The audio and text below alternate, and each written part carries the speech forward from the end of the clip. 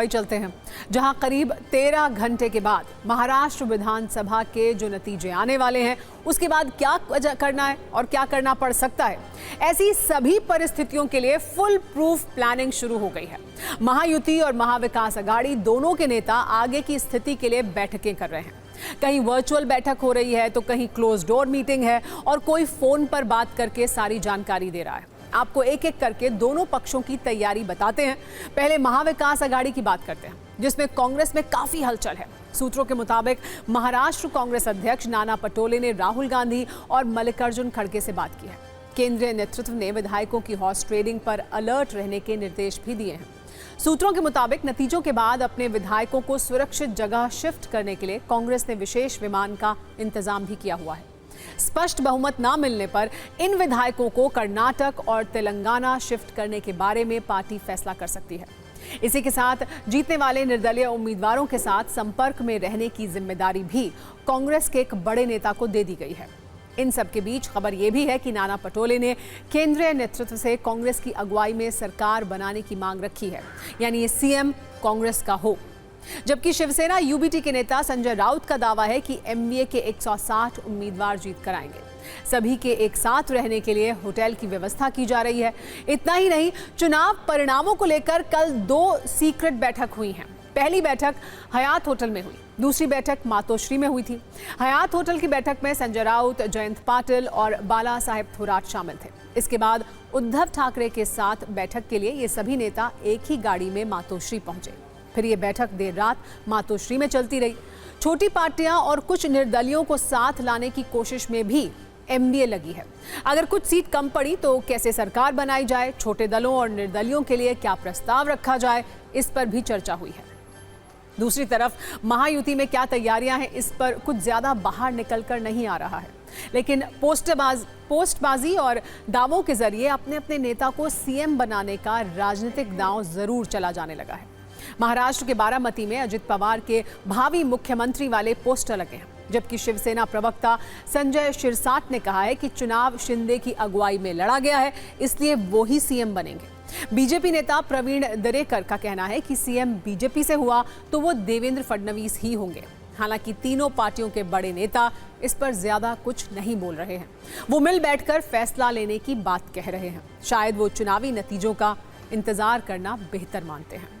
CM पद की दावेदारी का चक्कर सिर्फ महायुति में ही नहीं है, बल्कि एमवीए में खामोशी से तलवारें खिंच रही हैं। कांग्रेस और शिवसेना यूबीटी के नेता खुलेआम कह रहे हैं कि सीएम उनकी पार्टी से हो। तो एनसीपी शरद पवार की पार्टी से जितेंद्र आव्हाड ने पहली बार सीएम पद पर बयान दिया है। उन्होंने कहा है कि अगर शरद पवार चाहेंगे तो वो भी सीएम बन सकते हैं। कुल मिलाकर आज की रात नेता सोएंगे कम और उम्मीदों का गणित ज्यादा लगाएंगे। एक बार सुनिए, सत्ता के शुक्रवार में नेताओं ने आज क्या क्या दावे किए हैं।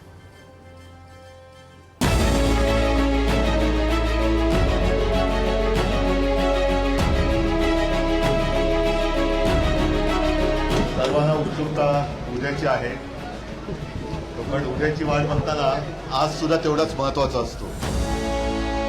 भविष्य में ऐसा भी हो सकता है कि भाई उद्धव ठाकरे हमारे साथ आ सकते हैं।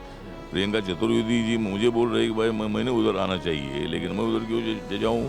मैं तो महायुति के साथ हूँ, मैं एनडीए के साथ हूँ।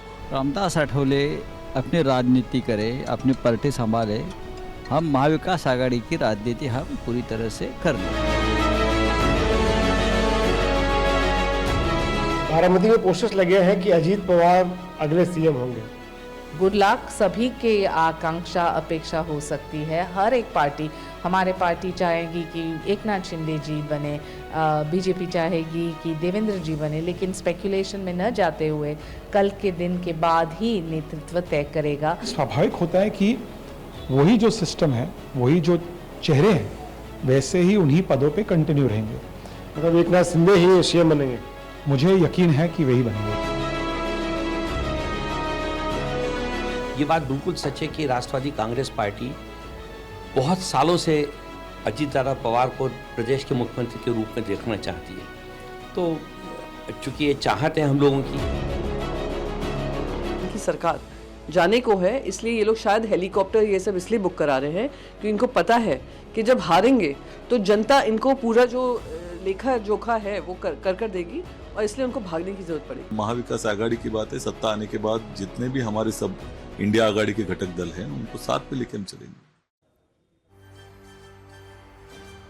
दरअसल राजनीति में एक अजीब सा चलन हो गया है जिसमें चुनाव से पहले नेताजी टिकट के लिए हाईकमान और बड़े नेताओं के आगे पीछे घूमते रहते हैं और जब चुनाव हो जाता है, वो उम्मीदवार जीत जाता है तो पार्टी के बड़े नेता जीते हुए विधायकों के आगे पीछे लगे रहते हैं कि कहीं वो दूसरी पार्टी में ना चला जाए।